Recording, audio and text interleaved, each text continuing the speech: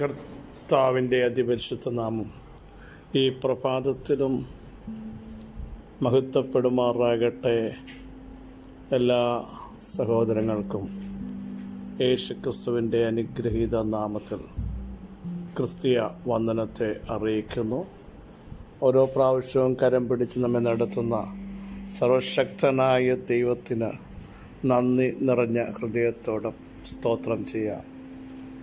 എൻ്റെ ആത്മാവെ, നീ വിഷാദിച്ചുള്ളിൽ ഞരങ്ങുന്നതെന്ത്? ദൈവത്തിൽ പ്രത്യാശ വെക്കുക. ദൈവത്തിൽ പ്രത്യാശ വെക്കാൻ പറഞ്ഞതിൻ്റെ പിന്നിൽ പ്രത്യാശ വെച്ച ആരുടെയും മുഖം ലജ്ജിച്ചു പോയിട്ടില്ല.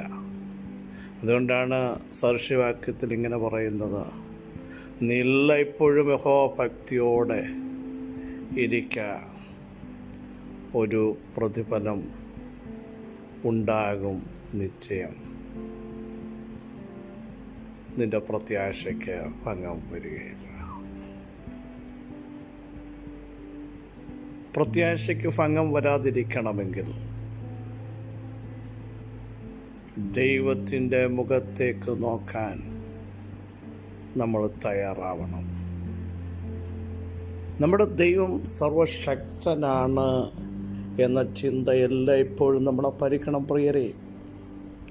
ഈ ലോകത്തിൽ നമ്മളായിരിക്കുമ്പോൾ, വിവിധ തലങ്ങളിലൂടെ നമ്മൾ സഞ്ചരിക്കുമ്പോൾ, ഭക്തനായ പുരുഷനാർ അവൻ തിരഞ്ഞെടുക്കേണ്ടുന്ന വഴി അവന് കാണിച്ചു കൊടുക്കുന്ന ഒരു ദൈവമുണ്ട്.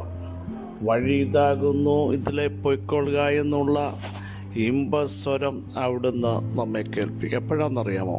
കഷ്ടത്തിൻ്റെ അപ്പം, ഞെരുക്കത്തിൻ്റെ വെള്ളം തന്നാലും നമ്മുടെ ഉപദേഷ്ടാവ് മറഞ്ഞിരിക്കത്തില്ല കേട്ടോ. അവിടെയാണ് പുറകിൽ നിന്നൊരു ശബ്ദം.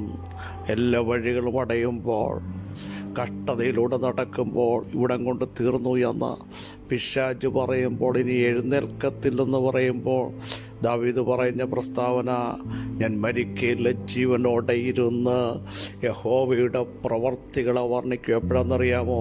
ഒരു ദുർവ്യാധി പിടിച്ചു, അവൻ എഴുന്നേൽക്കത്തില്ലെന്ന് 41-ാം സങ്കീർത്തനം പറഞ്ഞപ്പോൾ 118-ൽ ദാവീദ് പറഞ്ഞില്ല, ആത്മാവിൽ പറയുകയാണ്, ഞാൻ മരിക്കയില്ല, കാരണം യഹോവയുടെ പ്രവർത്തികളെ വർണ്ണിക്കേണ്ടതിന് ഞാൻ ജീവിച്ചിരിക്കേണ്ടത് അത്യാവശ്യമാണ്. ഇവിടെ പറഞ്ഞു വന്നതിൻ്റെ സാരം, കഷ്ടതയുടെ തീച്ചുളയിൽ ഇനിയും നീ എഴുന്നേൽക്കത്തില്ല, ഇതിൽ നിന്ന് പുറത്തു വരില്ല എന്ന് പറയുമ്പോഴാണ് പിന്നിൽ നിന്ന് ആ ശബ്ദം കേൾക്കുന്നത്, മുൻപോട്ട് പോകുക, വഴി ഇതാകുന്നു. അല്ലെങ്കിൽ ന്യൂ ടെസ്റ്റ്മെൻ്റ് വരുമ്പോൾ, ഞാൻ തന്നെയാണ് വഴി, ഞാൻ നിന്നെ ജീവിപ്പിക്കുന്ന വഴിയാണ് എന്ന് പറയുന്ന ആ ശബ്ദം നമ്മുടെ അകത്ത് വ്യാപരിക്കുന്ന നിമിഷങ്ങളാക്കി തീർക്കാൻ പരിശുദ്ധാത്മാവ് ഇന്ന് പകലും ആഗ്രഹിക്കുന്നു. അവിടുത്തെ ശബ്ദം കേൾക്കാൻ തയ്യാറാവണം. മൻപേടകളെ പ്രസവിക്കുമാറാക്കുന്ന, വനങ്ങളുടെ തോലുരിക്കുന്ന, കാദേശ് മരുവിനെ നടുക്കുന്ന, അഗ്നിജാലകളെ ചിഹ്നിക്കുന്ന യഹോവയുടെ ശബ്ദം ഈ പകൽ നമുക്ക് വേണ്ടി മുഴങ്ങുകയാണ്. ഒറ്റ ശബ്ദത്തിന് മുമ്പിൽ ഡിവൈഡ് ചെയ്യും കേട്ടോ. വെളിപ്പെട്ടു വരേണ്ടത് വെളിപ്പെട്ടു വരും, നിശ്ചലമാകേണ്ടത് നിശ്ചലമാകും, ഓടിപ്പോകേണ്ടത് ഓടിപ്പോകും. ആകയാൽ ഇന്ന് പകൽ അധികാരത്തിൻ്റെ ശബ്ദം നമുക്ക് വേണ്ടി മുഴങ്ങുകയാണ്. ആധികാരികമായ ശബ്ദം മുഴങ്ങിയാൽ അതിനെ തടയാൻ ലോകത്തിലൊരു ശക്തിക്കും സാധ്യമല്ല. പല ശബ്ദങ്ങളും നിങ്ങളുടെ മൈൻഡിനെ മടുപ്പിക്കുമ്പോൾ, വേദനിപ്പിക്കുമ്പോൾ, ദൈവത്തിൻ്റെ ശബ്ദം നിങ്ങളെ ആശ്വസിപ്പിക്കുന്നതാണ്.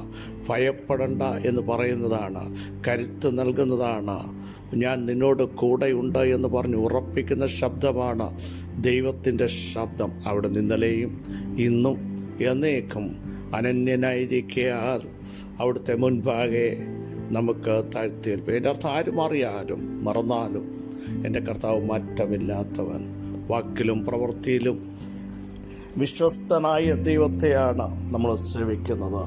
അവിടുത്തെ മുൻപാകെ ഇന്നും പകലിലും നമുക്ക് ഏൽപ്പിച്ചു കൊടുക്കാം. നമ്മുടെ ദൈവം ജീവിക്കുന്നു. നമ്മുടെ കർത്താവ് വേഗം വരുന്നു. തനിക്കായി കാത്തു നിൽക്കുന്നവരുടെ പ്രത്യക്ഷതയ്ക്കായി അവിടുന്ന് പാപം കൂടാതെ വീണ്ടും പ്രത്യക്ഷനാകുന്നത് കൊണ്ട് നമുക്കും ഉണർന്നിരിക്കാം, ഒരുങ്ങിയിരിക്കാം. കർത്താവ് എല്ലാവരെയും അനുഗ്രഹിക്കട്ടെ.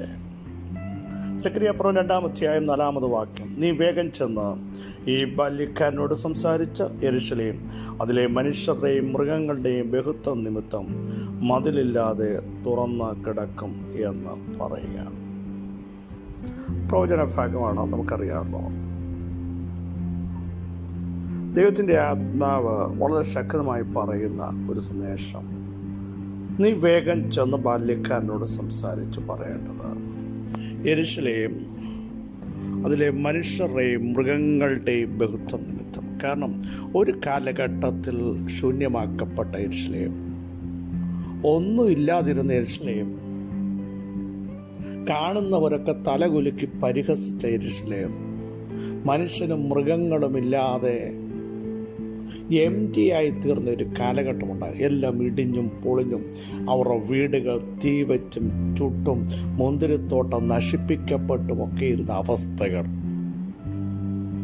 പക്ഷേ യെരൂശലേമിലേക്ക് വീണ്ടും ആളുകൾ എത്തുന്നു, അത് നിറയുന്നു, അവിടെ മനുഷ്യരുണ്ടാവുന്നു, മൃഗങ്ങളുണ്ടായിരുന്നു, സമൃദ്ധി വരുന്നു, ആനന്ദം വരുന്നു, സന്തോഷം വരുന്നു. കാരണം ദൈവം അവരുടെ മധ്യയുണ്ട്. കഴിഞ്ഞ നാളുകളിൽ നീ ഒതുക്കപ്പെട്ടോ, നീ നിരാശപ്പെട്ടോ, നീ ശൂന്യമാക്കപ്പെട്ടോ, അതേ ഇടത്ത് തന്നെ വർദ്ധിപ്പിക്കുന്ന, ആനന്ദിപ്പിക്കുന്ന, സന്തോഷിപ്പിക്കുന്ന, സൗഭാഗ്യത്തിലാക്കുന്ന ആരോഗ്യവും രോഗശാന്തിയും ബലവും സമാധാനത്തിൻ്റെ സമൃദ്ധിയും നൽകുന്ന സർവശക്തനായൊരു കർത്താവ് നമ്മുടെ കൂടെയുണ്ട് എന്ന് ഇന്ന് പകൽ വിശ്വസിക്കുവാൻ എത്ര പേർ തയ്യാറുണ്ട്? അവരുടെ മേൽ ദൈവശക്തി വീണ്ടും വെളിപ്പെടുകയാണ്. എവിടെ നിന്നെ നോക്കി പരിഹസിച്ചോ, എവിടെ ശൂന്യമായെന്ന് പറഞ്ഞോ, എവിടെ മൂവ് ചെയ്യാൻ പറ്റത്തില്ലെന്ന് പറഞ്ഞോ, അവിടെ തന്നെ വർദ്ധിപ്പിക്കാൻ എൻ്റെ ദൈവത്തിന് ഒറ്റ സെക്കൻഡ് മതിയെന്നൂടെ ഇന്ന് പകൽ തൻ്റെ ജനം അറിയാതിരിക്കരുത്. ഇനിയും ശ്രദ്ധിക്കണമേ പ്രിയ സഹോദരങ്ങളെ. അടുത്ത ഭാഗമാണ് നമ്മൾ വീണ്ടും ചിന്തിക്കുന്നത്. യെരൂശലേം അതിലെ മനുഷ്യരുടെയും മൃഗങ്ങളുടെയും ബഹുത്വം നിമിത്തം മതിലില്ലാതെ തുറന്നു കിടക്കും. നമ്മൾ എസ്കേൽ പ്രവചനം 38-ാം അധ്യായത്തിൽ വായിക്കുമ്പോഴും വടക്ക് നിന്നൊരു ശക്തി വരും. അതും പ്രവചന ഭാഗമാണ്, ഇനി നടക്കേണ്ട കാര്യങ്ങളാണ്.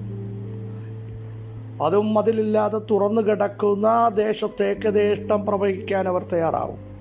യഥേഷ്ടം വന്ന് കയറാൻ അവർ ശ്രമിക്കും. ആക്രമിച്ച് കീഴടക്കി തൻ്റെ ജനമായ ഇസ്രായേൽ പരാജയപ്പെടുമെന്ന നിമിഷം വരുമ്പോൾ ദൈവം എഴുന്നേൽക്കും, ദൈവത്തിൻ്റെ മഹത്വം വെളിപ്പെടുത്തും. ജാതികൾ കാണെ അവിടുത്തെ വിശുദ്ധ ഭുജത്തെ അവിടുന്ന് വെളിപ്പെടുത്തുമ്പോൾ യഹോവ ആരാണെന്ന് അവരറിയും. ഇവിടെ പറയുന്നു, യെരൂശലേം അതിൻ്റെ ബഹുത്വം നിമിത്തം, അല്ലെങ്കിൽ ആളുകളുടെ ബഹുത്വം നിമിത്തം മതിലില്ലാതെ കിടക്കുമ്പോൾ ചിലർ ചിന്തിക്കുക, ഇഷ്ടം പോലെ ഞങ്ങൾക്ക് അവിടെ കയറി ചെല്ലാം,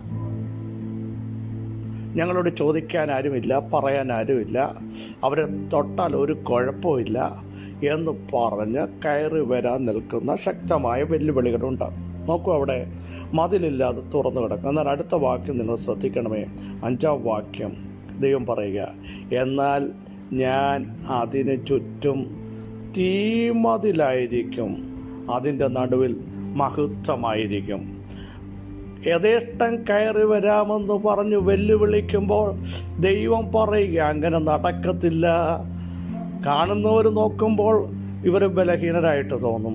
മതിലില്ല, എപ്പോൾ വേണേലും ആക്രമിക്കാം, എപ്പോൾ വേണേലും വെല്ലുവിളിക്കാം, അകത്ത് കയറി അവരുടെ കൊടിനാട്ടാം. പക്ഷെ നടക്കത്തില്ല. ദൈവം പറയുന്നു, ഞാൻ എൻ്റെ ജനത്തിന് ചുറ്റും, എൻ്റെ ദേശത്തിന് ചുറ്റും, എൻ്റെ കുടുംബങ്ങൾക്ക് ചുറ്റും, തലമുറകൾക്ക് ചുറ്റും തീ കൊണ്ട് മതിലാക്കി നിർത്തിയിരിക്കുകയാ. എൻ്റെ മഹത്വം അവിടെ ഇറങ്ങിയിരിക്കുകയാ. അപ്പോൾ തീ കൊണ്ട് മതിലാക്കിയാൽ അതിൻ്റെ അർത്ഥം എന്താ സഹോദരങ്ങളെ? നോർമൽ മതിലാണെ ചാടിക്കടക്കാം, ഇല്ലേ, ഇടിച്ചു കളയാം. മുള്ളുവേലിയാണെങ്കിലും അതിൻ്റെ പുറത്തൂടെ കയറാം. പക്ഷെ തീ കൊണ്ടുള്ള മതിലാണെങ്കിൽ തൊടാൻ വരുന്നവൻ പൊള്ളും, ചാമ്പലാകും. മനസ്സിലായോ? അങ്ങനെയെങ്കിൽ ഇന്ന് പകൽ പരിശുദ്ധാത്മാവ് പറയുന്നു, തുറന്നു കിടക്കുകയാണ് എന്ന് ചിന്തിച്ച് നിന്റെ കുടുംബത്തിനെതിരെ, നിന്റെ തലമുറകൾക്കെതിരെ, ദൈവസഭകൾക്കെതിരെ, അഭിഷക്തന്മാർക്കെതിരെ വരുന്ന വെല്ലുവിളികൾ കണ്ട് നിങ്ങൾ ഭാരപ്പെടരുത്. ഞാൻ അതിന് ചുറ്റും എല്ലാ ഒരു സൈഡല്ല, കംപ്ലീറ്റ് നമുക്ക് ചുറ്റും റൗണ്ട് ചെയ്ത് തീ കൊണ്ട് മതിലാക്കുന്ന ദൈവം കൂടെ ഉണ്ടെങ്കിൽ ഇന്ന് പകൽ ധൈര്യത്തോടെ പറ, ദൈവത്തിൻ്റെ മഹത്വം ഞങ്ങളുടെ മധ്യ ഇറക്കിയിരിക്കുക, ദൈവശക്തി ഞങ്ങളുടെ മധ്യ ഇറക്കിയിരിക്കുക. കാരണം തുറന്നു കിടന്നോട്ടെ, ഇപ്പുറത്തൊരു തീ മതിലുണ്ട്. അത് പിശാചിന് അടുത്ത് വരാൻ പറ്റില്ല. വരുന്നവൻ ചാമ്പലാകും. തുടക്കത്തിൽ പറഞ്ഞതുപോലെ വരുന്നവൻ വിവരമറിയും. അതുകൊണ്ടാണ് തിരുവെഴുത്ത് താഴോട്ട് വായിക്കുമ്പോൾ പറയുന്നത്, നിങ്ങളെ തൊടുന്നവൻ അവൻ്റെ കൺമണിയെ തൊടുന്നു. ഹല്ലേലൂയ. നമ്മളെ തൊട്ടാൽ ദൈവത്തെ തൊടുന്നു എന്നാണ് അതിൻ്റെ അർത്ഥം. ദൈവത്തെ തൊടാൻ ഒരു ശക്തിക്കും സാധ്യമല്ല കേട്ടോ. നമ്മളെ തൊട്ടാൽ ചോദിക്കുന്ന ഒരു ദൈവമുണ്ട്. കുറിച്ചു വെക്കുന്ന ഒരു ദൈവമുണ്ട്. പ്രവർത്തിക്കുന്ന ഒരു ദൈവമുണ്ട്. ഇന്ന് പകൽ എത്ര പേർക്ക് വിശ്വസിക്കാൻ കഴിയും? നമ്മൾ ഒറ്റയ്ക്കല്ല കേട്ടോ. നമ്മളോടുകൂടെ സർവശക്തനുണ്ട്.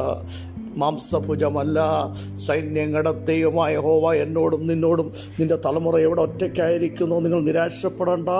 ദൈവം തീ കൊണ്ട് മതിലാക്കി. നിങ്ങൾ എവിടെയാണോ ഒരു ശക്തിക്ക് നിങ്ങളെ തൊടാൻ പറ്റില്ല. തീ കൊണ്ടൊരു മതിലുണ്ട്.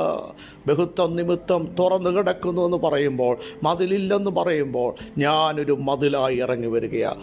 ഈ സഖരിയാപ്രവചനത്തിലൂടെ ഞാനൊരു പട്ടാളമായി ഇറങ്ങി വരിക. ദൈവം ഒരു ആർമിയായി ഇറങ്ങി വന്നാൽ അതിനെ തടയാൻ മറ്റൊരാർമിക്കും കഴിയത്തില്ല കേട്ടോ. ഈ ലോകത്തിൻ്റെ ഒറ്റ ആർമിക്കും കഴിയില്ല. സാത്താന്യ ശക്തികൾക്ക് കഴിയില്ല. ദൈവം സർവശക്തനാണ്. ഇന്ന് എത്ര പേർക്ക് പറയാൻ കഴിയും, എനിക്ക് ചുറ്റും തീ കൊണ്ട് ദൈവം മതിലാക്കിയിട്ടുണ്ട്. സർവശക്തനായ ഞങ്ങളുടെ ദൈവമേ, സ്വർഗസ്ഥ പിതാവേ, ഞങ്ങളെ കേൾപ്പിച്ച ശ്രേഷ്ഠ ആലോചനയ്ക്കായി സ്തോത്രം. അങ്ങ് തീ കൊണ്ട് ഞങ്ങൾക്ക് ചുറ്റും മതിലാക്കിയിരിക്കാൻ, നിങ്ങളുടെ മഹത്വം ഞങ്ങൾക്ക് വേണ്ടി ഇറങ്ങിയിരിക്കാൻ, ഒരു ദുഷ്ടശക്തി കടന്നു വരാനിടയാവാതെ വേണം. നോക്കുന്നവൻ ചാമ്പലാകത്തക്ക രീതിയിൽ ദൈവത്തിൻ്റെ മഹത്വം ഇറക്കിയിരിക്കാൻ സ്തോത്രം. ജനം വിടുതൽ പ്രാപിക്കട്ടെ, രോഗികൾ സൗഖ്യമാകട്ടെ. ഞാൻ ഒറ്റയ്ക്ക് തീർന്നു പോകുമോ, ആക്രമിക്കപ്പെട്ടു പോകുമോ, കീഴ്പ്പെട്ടു പോകേണ്ടി വരുമോ എന്ന് ചിന്തയില്ല. ഞാൻ മതിലുവാക്കി, ഞാൻ തീ മതിലാക്കി നിർത്തിയിരിക്കുന്നു എന്ന് പറയുന്ന ദൈവശബ്ദം ഞങ്ങളുടെ മേൽ ഇന്ന് പകൽ വെളിപ്പെടുത്തിയിരിക്കാൻ സ്തോത്രം. എല്ലാ കുടുംബങ്ങളും വിടുതൽ പ്രാപിക്കട്ടെ. അവിടുന്ന് അങ്ങനെ ചെയ്തിരിക്കാൻ സ്തോത്രം. സകല മഹത്വം അങ്ങേക്ക് യേശുവിൻ നാമത്തിൽ തന്നെ. ആമേൻ ആമേൻ. ക്രിസ്തു വാത്സല്യ സഹോദരങ്ങളെ, ധൈര്യത്തോട് പറ, കർത്താവ് നമുക്ക് ചുറ്റും തീ കൊണ്ട് മതിലാക്കിയിരിക്കുന്നു. ആർക്കും തൊടാൻ പറ്റാതെ വണ്ണം ദൈവത്തിൻ്റെ കൃപ കൂടെയിരിക്കുന്നു. ഈ വചനങ്ങളാൽ അവിടെ നമ്മെ സഹായിക്കട്ടെ. ക്രിസ്തേശുവിൽ നിങ്ങളുടെ സഹോദരൻ പാസ്റ്റർ ബിജു മാത്യു.